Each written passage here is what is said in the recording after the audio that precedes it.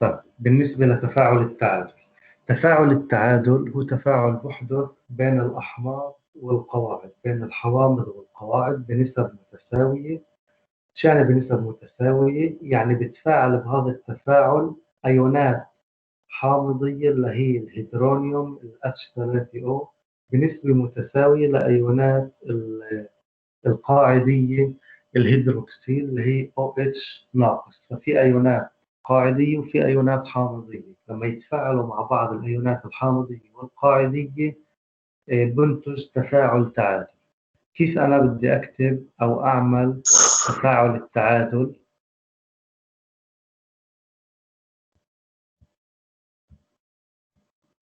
بعمل تفاعل التعادل بالطريقة التالية.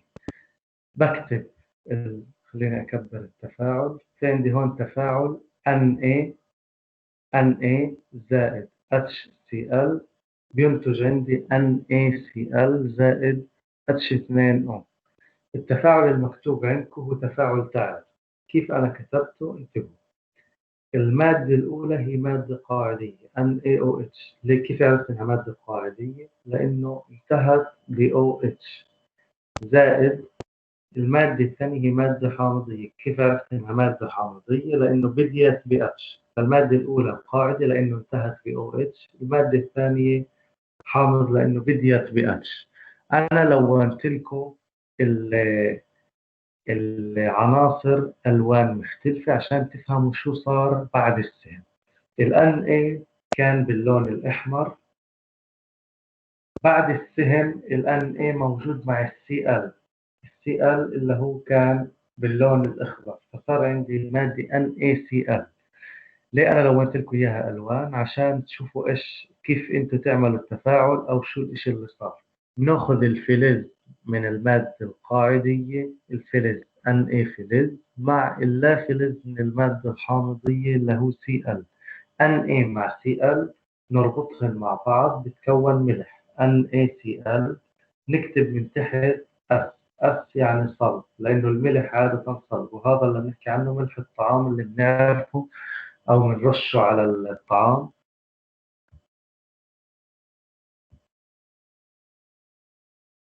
بنرشه على الطعام NaCl. بالنسبة للون الأزرق أنا لونت ال H وال OH باللون الأزرق. هذول ال H وال OH هن الأيونات الحامضية والقاعدية، هن بيكونوا جزيء الماء. إذا شايفين بعد السين بنتج عندي جزيء الماء H2O. هذا الجزيء هو اللي بتكون نتيجة للأيونات الحامضية والقاعدية. فال HCl اعطى ال H، بينما NaOH اعطى OH، فال H مع ال OH تكون H2O. بالنسبة لتفاعل التعادل في تفاعل صافي، وأنا في سؤال سألتكم إياه ما هو التفاعل الصافي، وكلكم أبدعتوا والأغلب جاوب غلط. طبعا إبداع غلط يعني، لأنه ما عرفتوا تكتبوا التفاعل الصافي مع إني كنت كاتبه بالمادة كنت بعثت لكم إياه كيف بنكتب تفاعل صافي. التفاعل الصافي أستاذ هو فقط بنلخص كيف نتج المي. إذا شايفين أنا ملخص إنه ال H موجب زائد H زائد زائد ال OH ناقص، ال H مع ال OH بيعطيني H2O. هذا التفاعل المكتوب بالأسود مبين عندكم. هذا التفاعل هو التفاعل الصافي. التفاعل الصافي يعني فقط بنلخص كيف نتج الماء، كيف نتج الماء من أيونات الحامض اللي هي H زائد ومن أيونات القاعدة ناقص.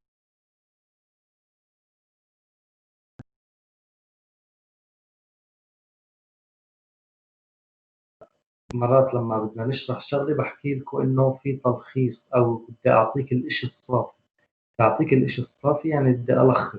فهون تلخيص تفاعل التعادل هو كيف نتج المي. فبنلخص مثل ما هون ملخصين بالأسود إنه ال H زائد زائد ال OH ناقص بيعطيني H2O. عادة ما ينتج محلولا متعادلا يتكون من الماء والملح. عادة تفاعل التعادل بيعطيني ماء وملح قيمة البي اتش تساوي 7، لأنه الملح والماء البي اتش لإلهن 7. هون إحنا فعلنا حامض اللي هو بي اتش له أقل من 7، وقاعدة بي اتش له أكبر من 7. لما تفاعلوا مع بعض بيعطوني محلول فيه البي اتش يساوي 7 متعادل. بينما ممكن أن يكون تفاعل تعادل يبقى فيه فائض من أيونات الحامض أو أيونات القاعدة، فلا يكون المحلول متعادل وقيمة البي اتش لا تساوي 7. مش كل تفاعل تعادل بيطلع البي اتش يساوي 7. ممكن البي اتش لا يساوي 7. ليش؟ لأنه بظل أو فائض حامض أو فائض قاعدي. إذا ظل فائض حامض بيكون محلول حامضي أقل من 7 البي اتش، بينما إذا ظل فائض قاعدي بيكون البي اتش قاعدي البي اتش أكبر من 7.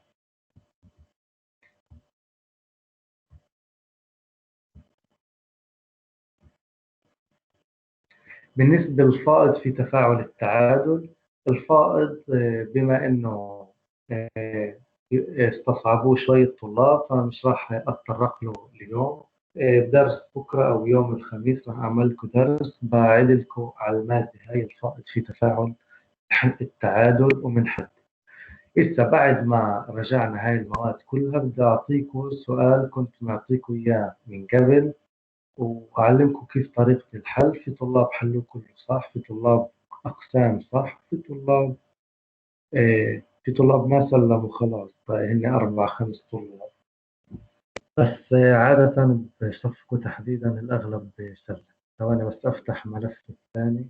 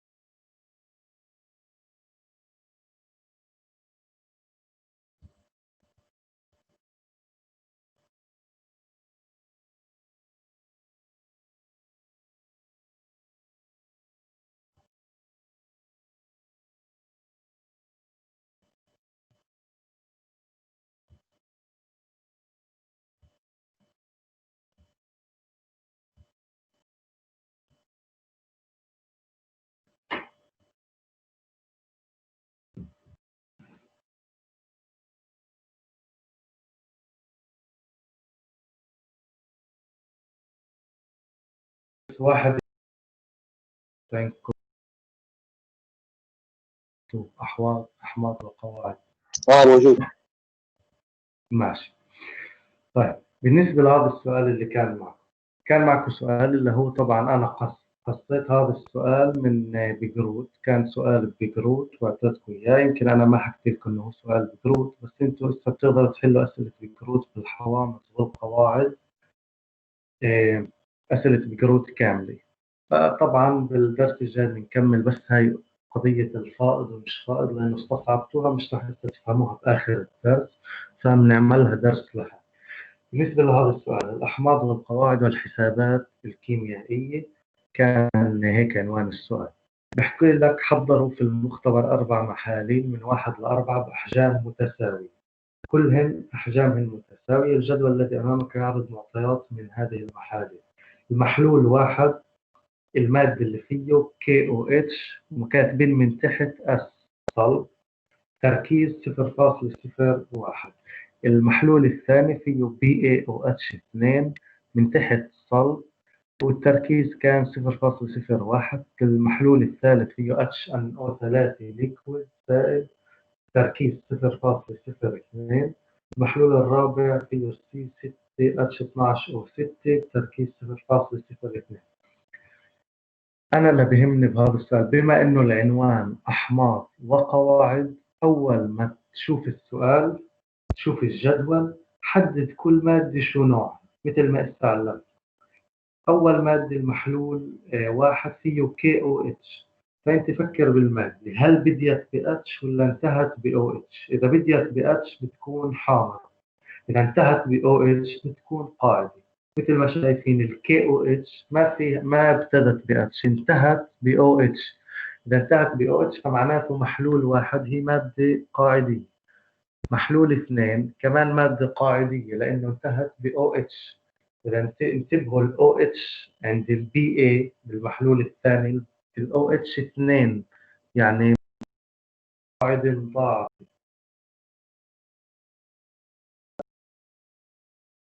ثالثة HNO3 بديت ب H فهي حامض ما انتهت ب OH بديت ب H. المادة الرابعة هي C6H12O6. إذا بفكر بالمادة لا هي بديت ب H ولا هي انتهت ب OH فمعناته لا هي حامض ولا هي قاعدة فبتكون مادة متعادلة. وهون تعلمنا عن أو لازم تعرفوها هاي المادة هي سكر الجلوكوز مادة من السكريات. إذا ما بتعرفوا إنها الجلوكوز لازم تعرفوا إنها سكر لأنه تعلمنا السكر بيكون فيه C و H و O بهاي النسب يمكن تكونوا ناسين مش مشكلة. أول سؤال كان اكتب تفاعل الإذابة لكل المواد الأربعة بالمي. أنا متأكد كل المواد الأربعة تعلمنا كيف نذوبها بالمي. إذا بنيجي لأول مادة KOH نكتب صلب. هاي كبرنا التفاعلات.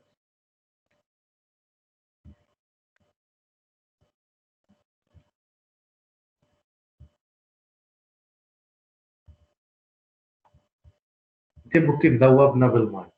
المادة الأولى KOH نكتب من تحت صلب لأنها أصلا هي بالجدول معطيني إياها صلب. نكتب على السهم H2O. هون السهم باللون الأزرق H2O نكتب على السهم بيعطيني K زائد أكوا يعني مذاب زائد ال OH ناقص. يعني حطينا الماء على السهم وفصلنا ال K عن ال OH. فصلنا الفلز اللي هو بيعطيني أيون موجب عن مجموعة اللا فلزات اللي بتعطي أيون سالب اللي هن OH ناقص. فهاي المادة القاعدية بنحط الماء على السهم. الثانية حددنا إنها قاعدية فمعناته كمان الماء على السهم. مثل ما شايفين الماء مكتوب على السهم وفصلنا ال BA اللي هو فلز بيعطي أيون موجب BA زائد 2 زائد 2 OH. وهون 2 بنكبرها لأنه الرقم اللي بعد الأقواس بتكبر فالاثنين بكبر وال OH ناقص. بالنسبة لتفاعلات الإذابة بالماء دائما انتبه إنك كاتب الماء إنك كاتب الزائد والناقص وإنك كاتب الحالات.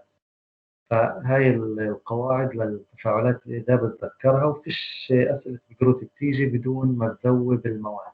هون مثلا بهذا السؤال البقروت طالبين 4 مواد تذوب مش مادة ومادتين. عادة بالبقريت الأجدد بيعطوك مادتين 3 مواد تذوبهم مش كثير مواد بس كل ما أخذنا أكثر أسئلة بنتمرن أكثر. بالنسبة للسؤال بالنسبة للمادة الثالثة HNO3 كتبنا زائد H2O مش على السهم لأنه هاي المادة حامضية بنكتب زائد وبنتج H3O لأنه الحامض بتبرع ب H للماء فالماء بيكون H2O بصير H3O زائد بضل عندي NO3 ناقص فبنكتب زائد ناقص من تحت أكوا أكوا عشان يكمل التفاعل. آخر إذابة السكر C6H12O6 بما إنها مادة سكرية تذكروا القاعدة إنه السكر قبل وبعد السهم نفسها بنكتبها بس بنغير الحالة اللي هي أكوا بتكون صلب بتصير أكوا وعلى السهم ماء H2O. والماء سواء كان زائد أو على السهم دائما من تحت ليكويد دائما بنذوب بماء اللي هو سائل مش مثل اللي بنشربه ولا مرة بنذوب بماء اللي هو جليد أو غاز.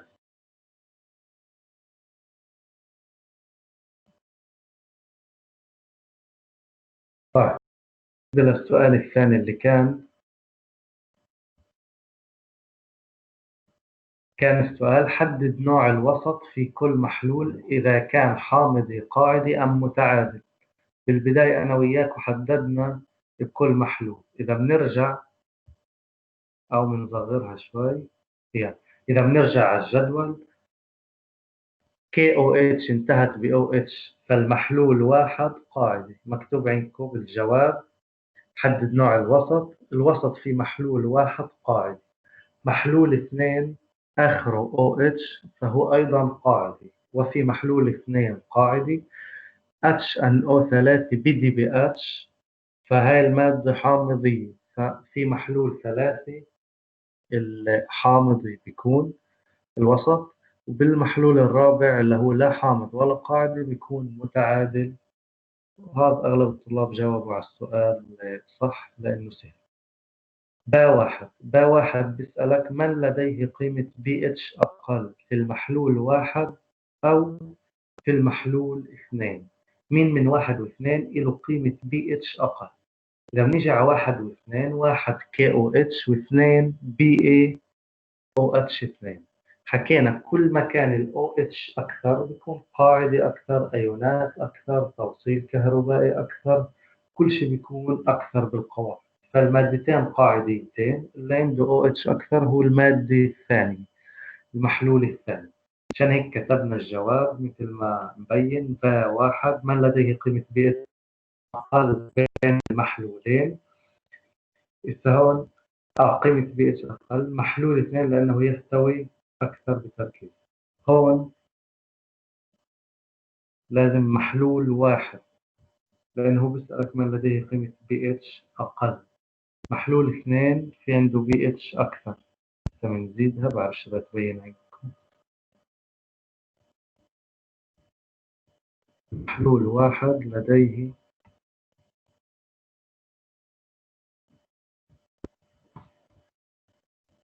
قيمة بي اتش أقل، والمحلول اثنين لديه قيمة بي اتش أكثر.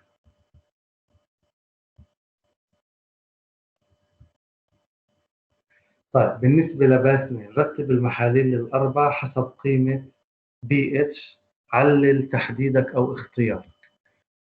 قبل ما نشوف الجواب نرجع للأربع مواد كيف بدي أرتبهن حسب البي اتش. انتبهوا كيف. أول مادة هي قاعدية، معناته البي اتش بده يكون أكبر من 7. المادة الثانية قاعدية، معناته البي اتش أكبر من 7. المادة الثالثة HNO3 حامضية، البي اتش أقل من 7. المادة الرابعة متعادلة، معناته البي اتش 7. إذا حددنا هذا التحديد فبنقدر نرتبهم. أقل بي اتش بيكون للحامض، وهي مادة واحدة حامضية اللي هي HNO3، فالمحلول 3 هو أقل بي اتش. بعدين بيجي بعديه البي اتش اللي هو بالوسط متعادل، السكر. السكر في عنده بي اتش 7 فهو بيجي بعد المادة الحامضية. محلول 4 أقل شيء محلول 3، بعدين بيجي محلول 4. بضل عندي محلولين واثنين قاعدة. كيف بدي أعرف مين أكبر؟ لأنه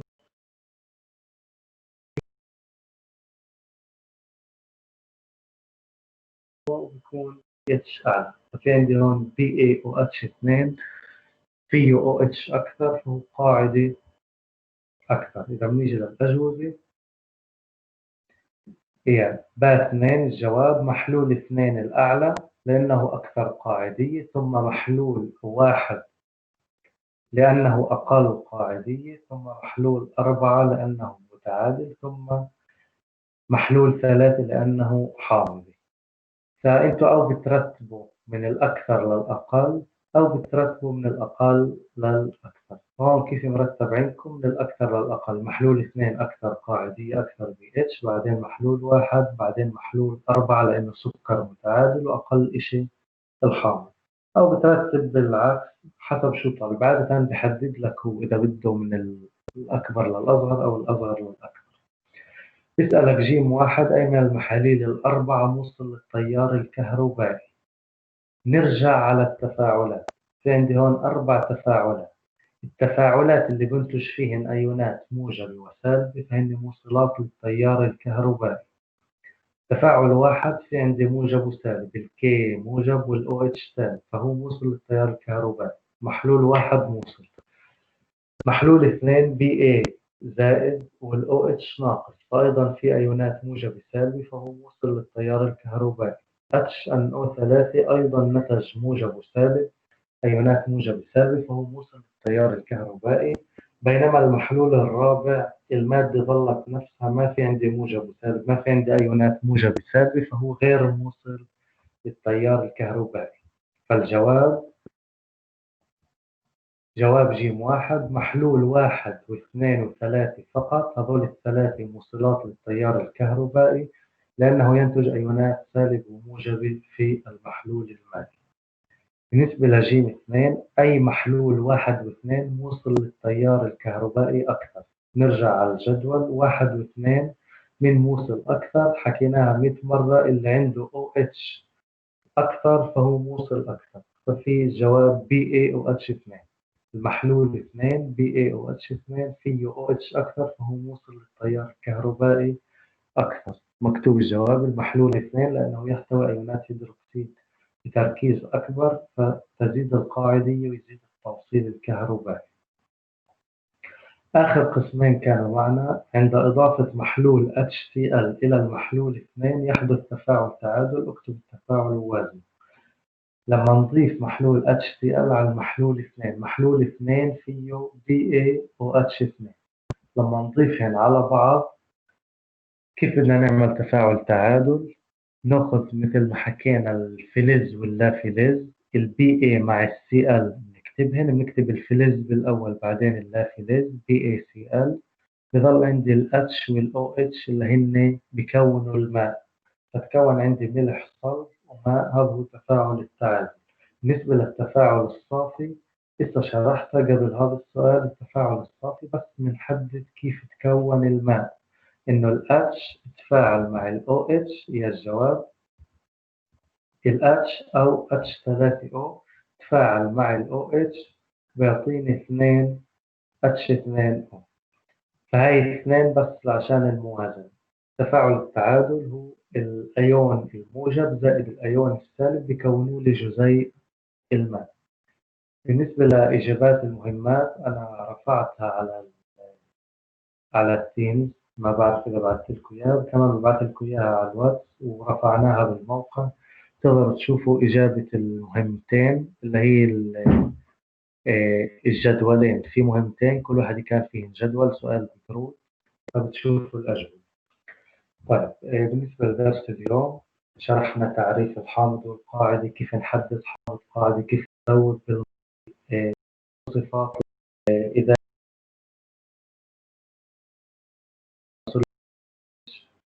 كل مجال الPH وأعطينا أمثلة، وأيضا حكينا عن الحوض والقواعد متعددة الأيونات إذا فيها أكثر من أيون أو لا، حكينا عن التوصيل الكهربائي. بشكل عام لخصنا أكثر الأشياء اللي داخلة معنا.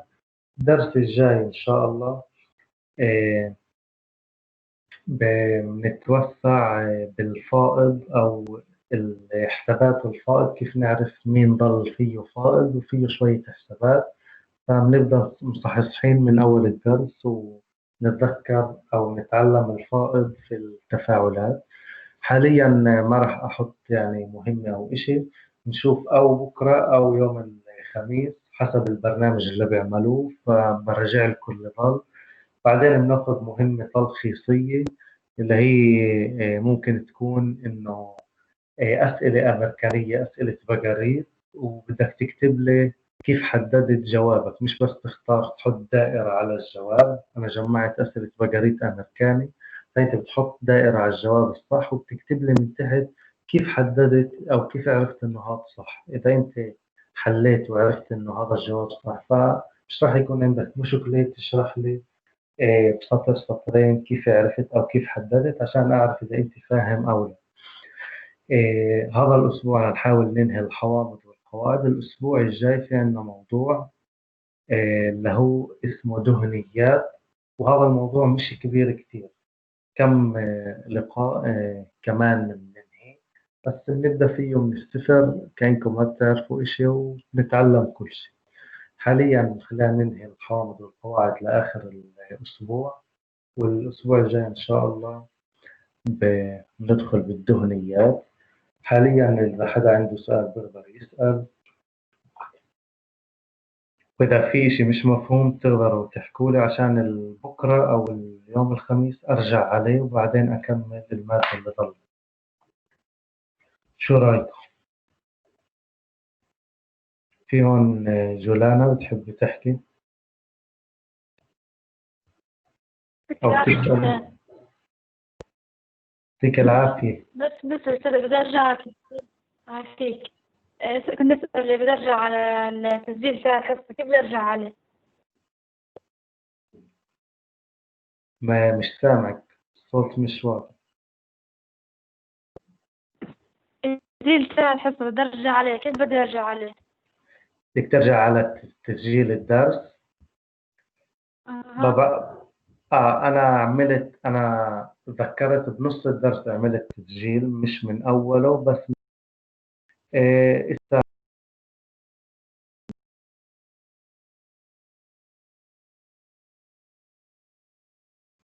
تمام. كمان منيح إذا الواحد ما فهم من أول مرة يرجع على التسجيل، هاي كمان فائدة لإلكم، ترجعوا تشوفوا كيف الأستاذ شرح أو كيف حل كل واحد حسب وقته وتفهموا أكثر. باليوم درس اليوم وصلتوا أنتوا ل 21 طالب، يعني في 7 اللي هن ما دخلوا، بفحص أسمائهم مع المربية ونبات.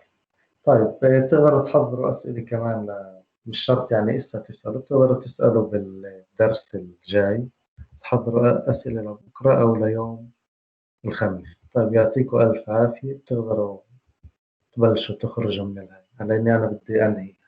يعطيكم